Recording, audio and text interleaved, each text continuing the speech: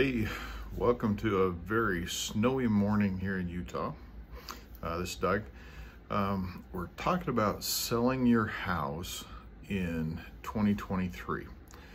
And one of the things that is interesting, and actually had a conversation about this very thing this morning, is how do you price your house? In a couple of years ago, or even a year ago, there were not enough houses on the market, and so your sellers could really dictate the price.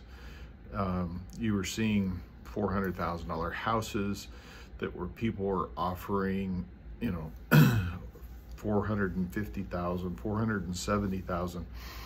They were going over what was asked. So the question is, where do we see that going this next year? The other question that I get asked a lot too is, when do we see house prices going down, or are they going down? So to me, the easiest thing is a visual, and I hope my cheesy visual works for you. So the last year, the home mortgage prices were on a trajectory of about 26 to 27% in value increase.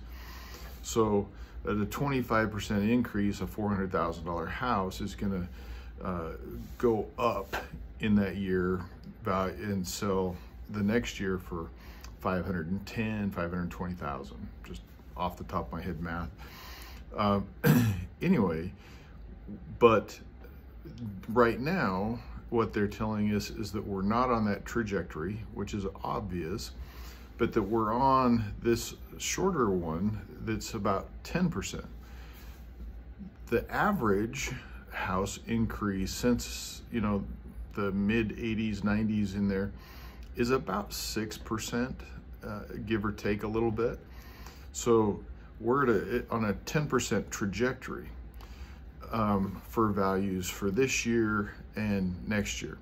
So we're not zeroed and we're not negative. We're still at a 10% increase. And it's one of those where you go back and you start looking, and it's like, well, the best CD that you have is probably 4% right now.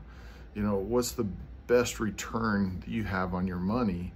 And I would dare say that it's probably under 4%, or right in there. But yet your home and real estate is still on a trajectory for 10%. So the price decrease that we're seeing is in between these two right here. So it's the decrease coming from that 25, 26% back to 10%.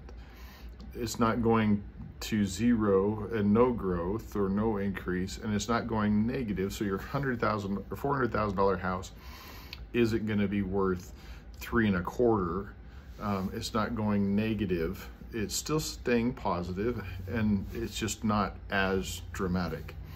So as you price your house, knowing the market, knowing where things have sold around you is really important. One of and a lot of those prices that we look at, like your market analysis, your appraisals, those are all looking at prices in the past.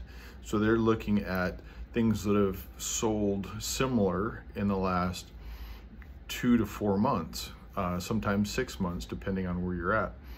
So as we are seeing that kind of that price correction and coming from that 26 to that 10%. So if something 4 months ago or 5 months ago sold at 20, that 26% price increase, and then now you're trying to say, well, appraise mine, or let's sell mine at this 10%, it does look like the prices have come down. But again, you look at it, and year over year, we're still increasing, and we're still increasing in value. So it's important to have that pricing structure correct, because that's what's going to sell your house. You want to be able to have the value there to be able to sell correctly and to sell for the most money. So the things, a couple of things that we've talked about that you can do is, the just the cleanliness, the smells, the visuals, the curb appeal. All those things are going to add value and add dollars back to you. So it's, when it comes to pricing your home, use somebody that knows. Use somebody that knows the market, knows your house, knows the neighborhood.